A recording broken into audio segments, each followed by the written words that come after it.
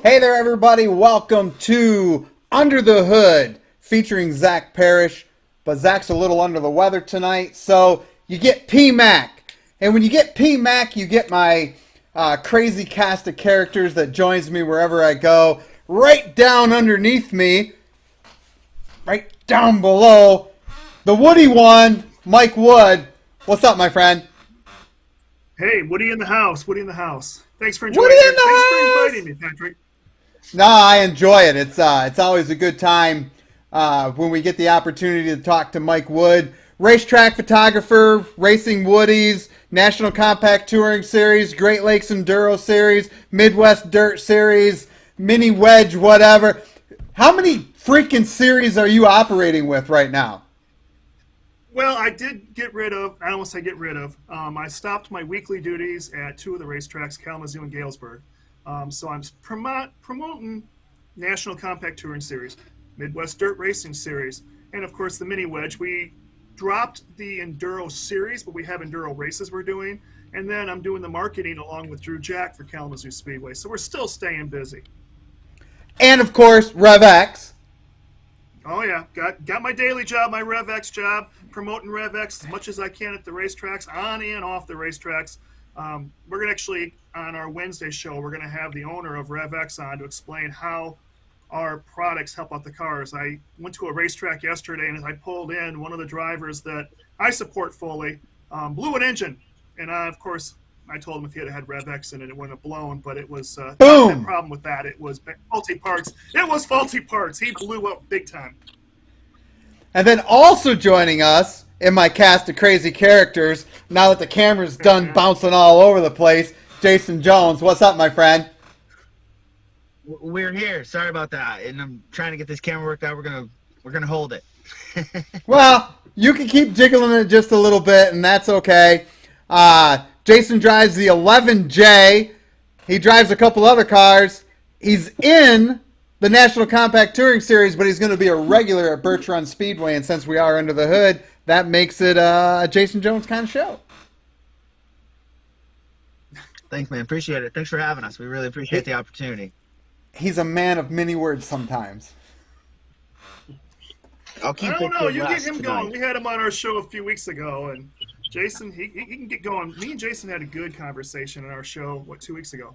I thought Right we on. did too. I enjoyed that a lot. I did. Thank you for that.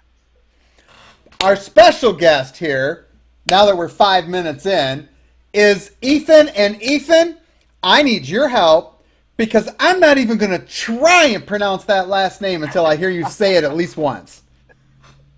It is Stadniczuk. It's a tough one. Stadniczuk. So it's not as hard to say as it looks. It's sort of like Keselowski. Once you got it, you got it. That's right. Ethan Stadniczuk drives the number 20 in the CRA JEGS series. This is a CRA-focused show tonight.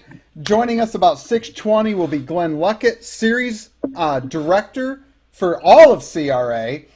And we want to talk about the Triple Crown coming to Birch Run, CRA JEGS series events. Ethan, you were a rookie last year in the CRA JEGS series, right? Sure. And I actually met Ethan Yes, sir, I was. the year before when him and his dad were at Jennerstown, and I was there with Jimmy Tucker and Kyle Mackey, and we met in the pits and we talked a little bit. His dad's really cool. Ethan's really cool. He had a good experience there, and he said, "This is what I want to do." You guys went out and got yourself a late model, and bang, here you are. Here we are, man. We love it. I appreciate you guys having me. So talk to us a little bit first about your 2021 season, right? Yeah, 2021, it was a good year. Honestly, it was a big learning curve, so we spent the year trying to understand the car and trying to figure out how to drive it. Had some good luck, especially at Birch Run. We did all right. We had some unfortunate luck in the race, missing the setup a little bit, but it's all about learning, and we're looking forward to getting back at it this year. When you jumped into a late model, you're going to have to fill me in a little bit because I'm not real sure what you raced before and where you raced it. If you're friends with Jimmy, I'm thinking maybe you were in an enduro car down at Flat Rock. I don't know. Tell me the story. I was an enduro car. That's where I got my start, was racing against Jimmy. I think it was like 2017 is when I first started in that class. I was 14, 15 years old. Ended up winning a championship at Toledo Speedway in the factory stock class. Won a few enduros, had a good time doing that. Moved up to street stocks there, and here we are in the late model. So we're coming into the 2022 season. I don't believe that the JEG Series has had their first race yet. Is their first race of the season at Birch Run, or is there one before that? I believe they have their first one at Salem in a week or two. And I think Birch Run is technically their second race. Okay. So we got the weekend of the 16th, the weekend of the 23rd, and the weekend of the 30th. So either next week or I know the CRA Super Series. Now they were at Anderson this past weekend, right? Yep. Yes. Did you guys go down and watch the race, or did you watch it on TV, or how'd you do that? I watched it actually on a live on Facebook. There you go. Yesterday, but we couldn't end up making it down. We're trying to get our car ready to go for the 29th and 30th at Birch Run. So the cool thing is, all of your friends and all of your family, they won't have to do Facebook Live when they're watching you race at Birch Run because they'll be able to see these races on Race Night TV, right? Awesome. Yes, sir. And of course, you're going to tell me all about Race Night TV, right? No, I just teased you because I know you probably don't really know. Not fully. But Fill me in, too. All of the races this season that are going to be held at Birch Run Speedway, Springport Motor Speedway, Merritt Speedway, Tri-City Speedway, and Onaway Speedway, you'll be able to watch on racenight.tv. We basically started a Michigan-centric version of Speedo 51, and Okay. I guess I'm supposed to say Speedo 15, right? Because they're an entirely different thing now. Maybe Yeah. Is that joke too old now, Woody? Do I got to give that one up, or can I keep going to it? Yeah, you do. It's been about 2 years now. More like 5, I think. Has it really been that long? It has been that long. Age just gets to us. Yep, no doubt about it. It does. Jason, do you got any questions for a late model driver? No, I wish I could budget that. With 4 kids and pretty crazy career, we're sitting back chilling in our little compact touring division. But we're looking at some times. We cruise, we do all right. But no, I look forward to seeing the CRA guys. We missed the show last year at Birch Run. Obviously, they're the best of the best, so it's gonna be fun. Yeah, we were excited to see them. We're a couple weeks out now. They got the big Triple Crown too, don't they? Right. And for folks that don't know, the way the Triple Crown works is when Ethan wins the first race on April 30th, when they come back on July 2nd, if he elects to start the tail and he wins the race, it's a $7,000 bonus. And then, after he's won the first 2 races, when he comes back for Labor Day weekend, if he goes all the way back to the tail and wins again, it's $30,000. So I think it's close, and I don't have the exact number, and Jeff and Jason weren't able to join us tonight, but I think it's close to $40,000 that you can win if you sweep the 3. Could you use $40,000? So you're saying 10 tires? No, we're not on Hoosiers. No. Actually, you know what? That's a funny story. This is a good time to mention it. Just a joke. Wednesday night on Woody's show, the Compact Weekly show, Irish Saunders is going to be joining them live. RevX. Go ahead, take it, Woody. We're going to start at 7:30. We usually start at 8 o'clock. Yeah, we usually start at 8 o'clock on our show, but we're going to have Irish Saunders from Hoosier Racing going to be on our show at 7:30. So this is one of those where you want to kind of tune in. Not only get to hear what he says, but we have the opportunity of asking questions. We're expecting a huge show, so if your questions doesn't get answered, don't get upset with us. I'll continue passing them on to him, but we've got him on for about a half hour. Then we're going to have Dan from RevX to talk about the products you need in your race cars and why. But yeah, so you're going to be able to get Saunders on Compact Week. I'm saying you're going to be able to get the true story straight from the horse's mouth with what's going on with the rubber situation around the world. So that is our game plan. We will see. Yeah, that's the idea, is to get it from the horse's mouth. What is going on with rubber in the world right now?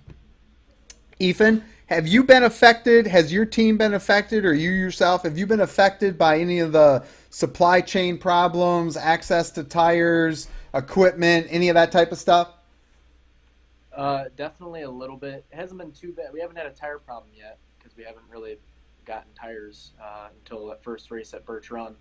But we had problems getting parts of our body and a few other things. Definitely was on back order for, I don't know, I think our body took like 3 months to get in or something. So it's been kind of a challenge, but we're trying to plan ahead for it. Now, you guys are part of the Van Dorn development crew, right? You guys are running a Johnny Van Dorn car? That's right. Yeah. Do you work with Butch at all, or with John, or how's that setup working?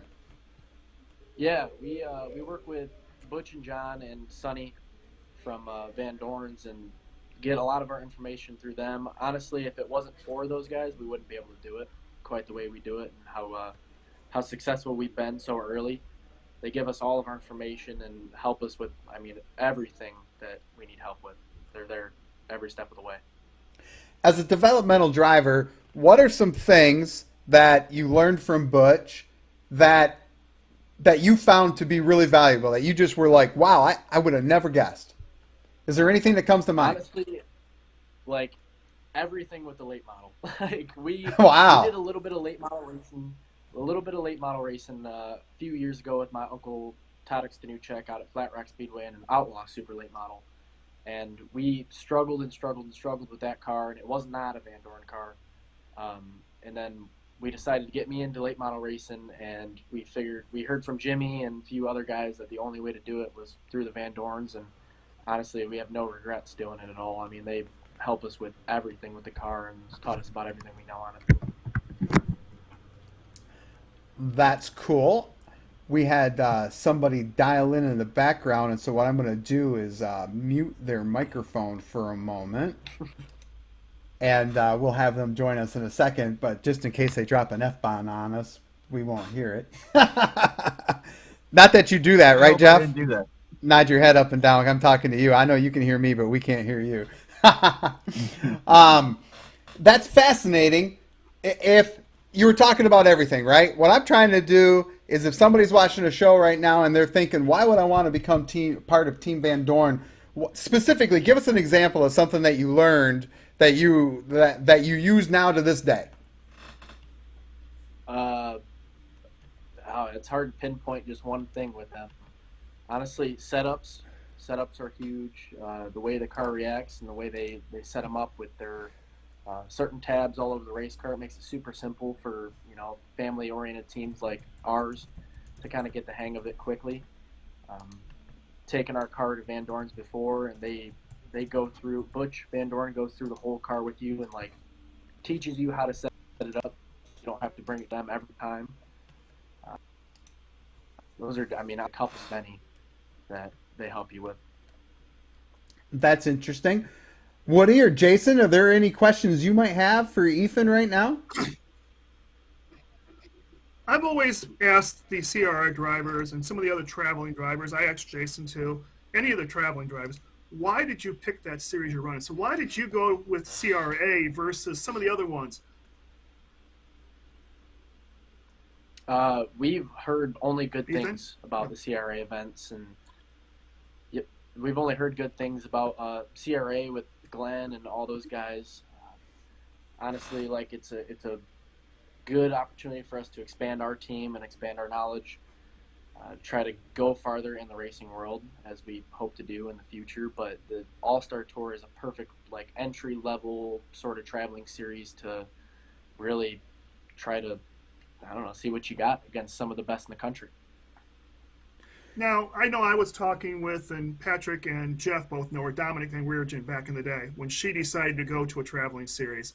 And I was talking with her dad about why they picked that series, because